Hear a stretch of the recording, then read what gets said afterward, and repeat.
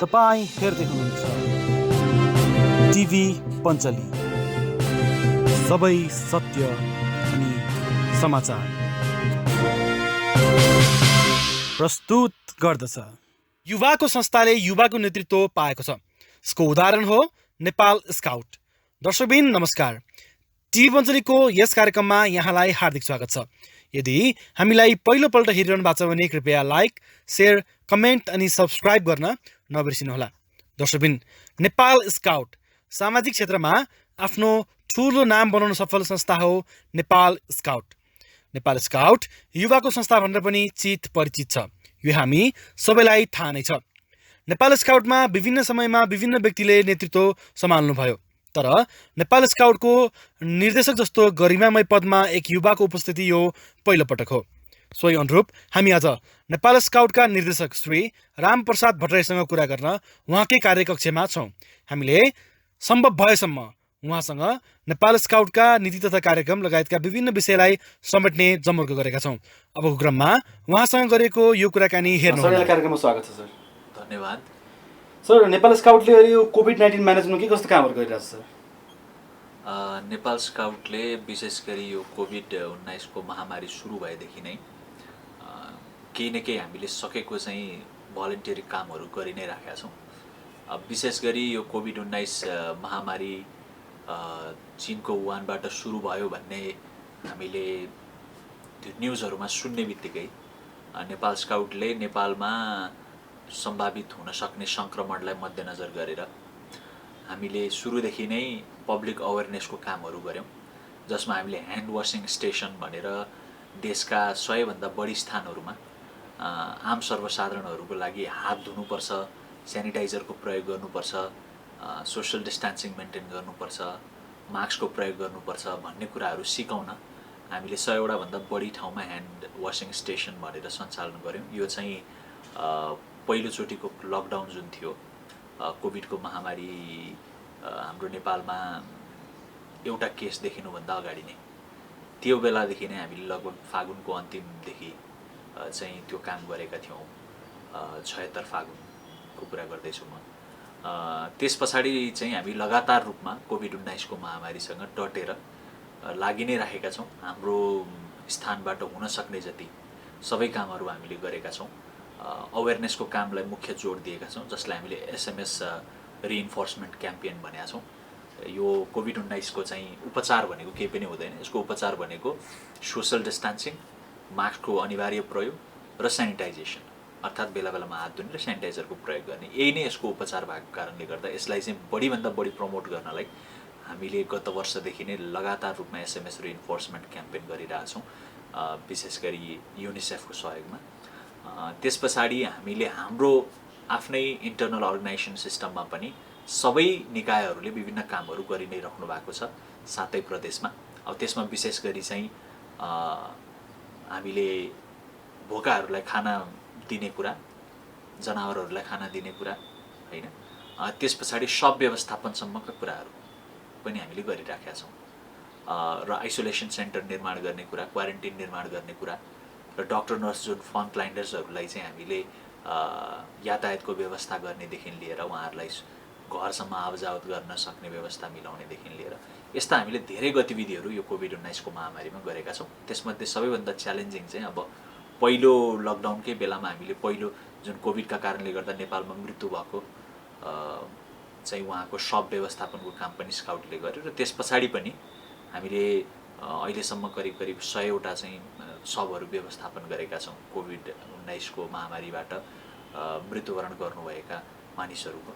अब यो आफैमा सुन्दाखेरि त राम्रो काम त होइन, तर के भने समय र परिस्थितिले माग गरे अनुसार र हामीले एज अ एउटा नेपालको भलन्टियरी अर्गनाइजेसन्स, त्यसमा पनि फ्रन्ट लाइनमा उभिएर जहिले पनि भलन्टियरी कामहरू गर्ने अर्गनाइजेसन भएको हिसाबले यस खालका गतिविधिहरू यो कोभिड-19 को क्रममा चाहिँ हामीले गरेका छौँ। जस्तै यहाँ आफै पनि MOP अथवा मेसेन्जर अफ पिसमा आबद्ध हुनुहुन्छ सर होइन? जस्तै MOPले चाहिँ खास के गर्छ सर? कतिपय दर्शकलाई थाहा नहोला होइन सर, जस्तै कतिपय स्काउटलाई पनि थाहा नहोला, यसमा थोरै भनिदिनु सर। मेसेन्जर अफ पिस भने चाहिँ स्काउटको एउटा कार्यक्रम हो विभिन्न कार्यक्रमहरू हुन्छन् स्काउटको, त्यसमध्ये एउटा कार्यक्रम यसले विशेष गरी कम्युनिटी डेभलपमेन्ट र समुदायमा शान्ति चाहिँ कसरी फैलाउने भन्ने विभिन्न कार्यक्रमहरू गर्छ। र हाम्रो चाहिँ परिभाषा अलिकति फरक छ।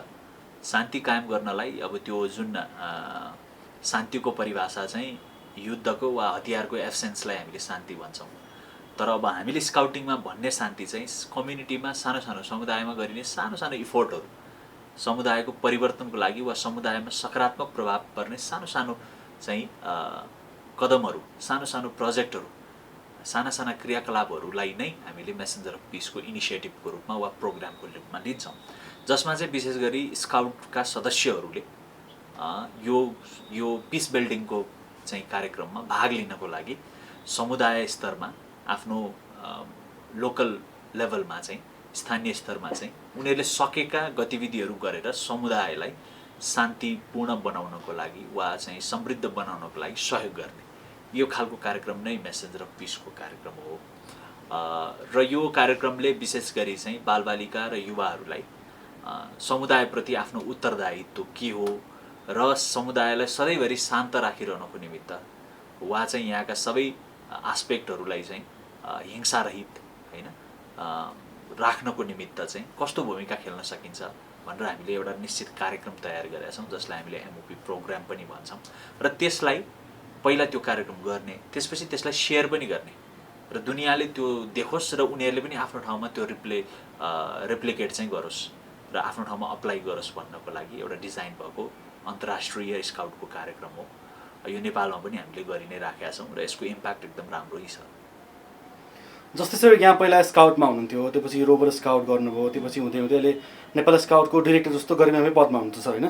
जस्तै यहाँ आएपछि चाहिँ नेपाल स्काउटमा एउटा युथले लिडरसिप लिइसकेपछि सर यहाँले गर्नुभएको पोजिटिभ चेन्जहरू चाहिँ के हो सर? जस्तै यो प्लानिङ चाहिँ म गरिरहेको छु अथवा युथलाई अथवा बच्चाहरूलाई रिलेटेड यो प्रोग्राम चाहिँ म गर्ने तयारीमा छु भनेर भन्नुपर्दा के प्रोग्रामहरू छ सर?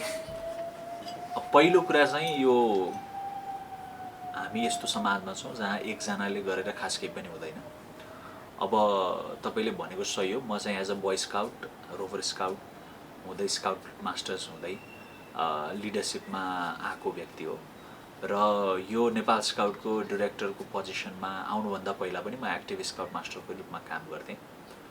मुख्य कुरा चाहिँ अहिले मैले भन्दा पनि अहिलेको हाम्रो लिडरसिप छ लोकबहादुर भण्डारी सरको नेतृत्वमा एउटा राष्ट्रिय तदर्थ समिति एक्जिक्युटिभ कमिटीको रूपमा काम गरिरहेको छ, प्लस हाम्रो स्टाफको पनि एउटा ठुलो टिम छ, साथै प्रदेशमा पनि हाम्रो टिम छ। यो टिम इफोर्टको एउटा एज अ लिडरसिपको रूपमा हामीले काम गरिराखेका छौँ। त्यसमा मैले भन्नुपर्दाखेरि हामीले काम गर्ने कुराहरू धेरै बाँकी नै छ, तर एटलिस्ट हामीले चाहिँ एउटा ट्र्याकलेस भएको वा चाहिँ मिसगाइडेड भएको एउटा अर्गनाइजेसनलाई ट्र्याकमा ल्याउने कोसिस हामीले गरिरहेका छौँ।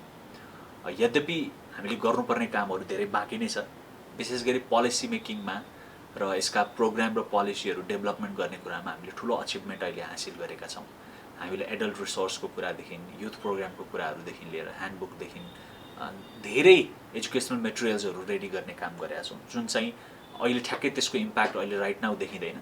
त्यो चाहिँ हामीले केही समय कुरेपछि हामीले जब त्यसको इम्प्लिमेन्टेसनको प्रोसेसमा जान्छौँ त्यसको इम्प्याक्टहरू देख्न सकिन्छ। अर्को ह्युज एचिभमेन्ट नेपाल स्काउटको लागि चाहिँ अहिले हामी 753वटा स्थानीय निकायहरू पालिकाहरूमा र सातै प्रदेशमा हाम्रो अर्गनाइजेसन एक्सपान्ड भएको छ। यसले केही न केही रूपमा नेपाल स्काउटको अर्गनाइजेसनल स्ट्रक्चरलाई एउटा ठुलो पिलरको रूपमा काम गरेको छ। यद्यपि अब हामीले सबै साथीहरूलाई ट्रेन्ड गर्नुपर्ने छ, त्यहाँका विद्यालयहरूमा र समुदायमा हामीले स्काउटको इकाइहरू खोल्नै बाँकी छ, त्यहाँका स्थानीय सरकारहरूसँग आवश्यक समन्वय बाँकी छ। यो कामलाई हामीले क्रमिक रूपमा लिएर जान्छौँ। तैपनि एउटा हिस्टोरिकल माइलस्टोन चाहिँ हामीले सेट गरेका छौँ कि नेपाल स्काउटलाई अब चाहिँ 753वटै स्थानीय निकायहरू र 7वटा प्रदेशमा अर्थात् 761वटै गभर्मेन्टका विङ्सहरूमा नेपाल स्काउटको संरचना पुगेको छ र यसलाई संस्थागत गर्नु चाहिँ फेरि हाम्रो अर्को ठुलो च्यालेन्जेस पनि छ। र यो बिचमा हामीले युवाहरूलाई लिडरसिपमा ल्याउनको लागि धेरै साथीहरूलाई लिडरसिपमा ग्रो गर्नको लागि हामीले काम गरेका छौँ। विशेष गरी महिलाहरूमा हाम्रो व्याग्सको वुमन डिपार्टमेन्ट चाहिँ अलिकति विक नै थियो, त्यसलाई हामीले इन्हान्स गर्नको लागि अहिले यङ वुमनहरू चाहिँ धेरै यङ वुमनहरूलाई हामीले इन्हान्स गरेका छौँ, इन्करेज गरेका छौँ र उहाँहरू नै लिडरसिपमा भएर डिफ्रेन्ट व्याग्सको प्रोग्रामहरू र नेपाल स्काउटको प्रोग्रामहरूलाई लिड पनि गरिराख्नु भएको छ।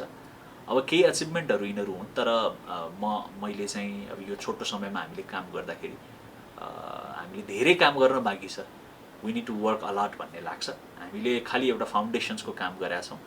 डेफिनेटली भोलि अर्को लिडरसिप आउन सक्छ र त्यसले चाहिँ यसलाई अझ बढी मजबुत बनाएर लिएर जान्छ र स्काउटिङ विकासको लागि र समग्र स्काउटिङको माध्यमबाट राष्ट्र निर्माणको लागि केही न केही योगदान गर्न सकिन्छ जस्तो मलाई लाग्छ।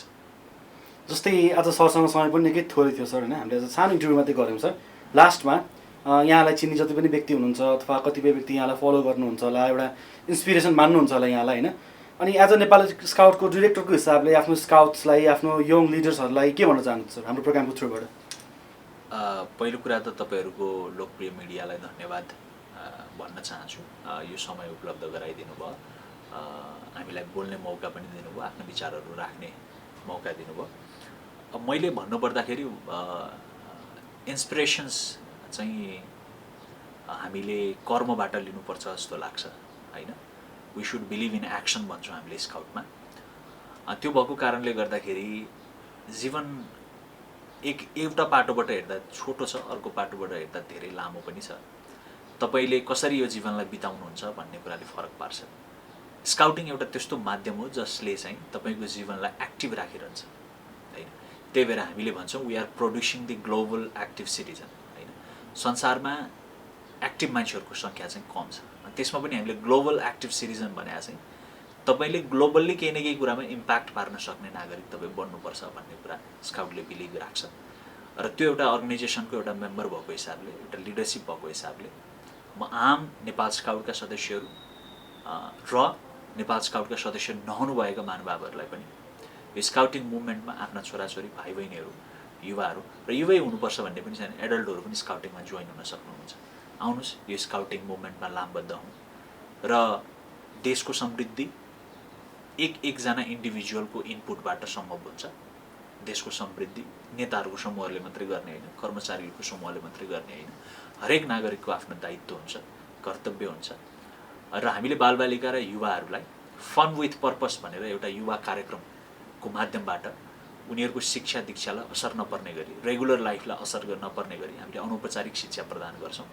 यो मुभमेन्टमा आफ्ना छोराछोरी भाइ बहिनीहरू र तपाईँहरू पनि सबैजना आम नागरिकहरू यो मुभमेन्टमा समाहित हौँ र हाम्रो देश निर्माणको लागि, हाम्रो समुदाय निर्माणको लागि र आफ्नो व्यक्तित्व विकासको लागि पनि स्काउटिङ मुभमेन्टमा चाहिँ लागौँ, यसलाई प्रमोट गरौँ भन्ने कुरा मैले आह्वान गर्न चाहन्छु। र अहिले जो पनि स्काउटिङ मुभमेन्टमा लागेर काम गरिराख्नु भएको छ, यो पेन्डेमिकको बेलामा पनि आफ्नो जीवनलाई चाहिँ रिस्कमै राखेर काम गरिरहनु भएको छ, उहाँहरूलाई पनि म धेरै धेरै धन्यवाद भन्न चाहन्छु। र ब्याक टु नर्मल चाहिँ हामी हुँदैछौँ, बिस्तारै हामी नर्मल हुन्छौँ। र अहिलेको यो कोभिडको सिचुएसन भइरहेको कारणले गर्दाखेरि हामीले SMS भन्छौँ, सामाजिक दूरी, मास्कको प्रयोग, सेनिटाइजेसन, हात धुने कुराहरू, यसलाई चाहिँ नियमित कायम राखौँ र सुरक्षित बसौँ।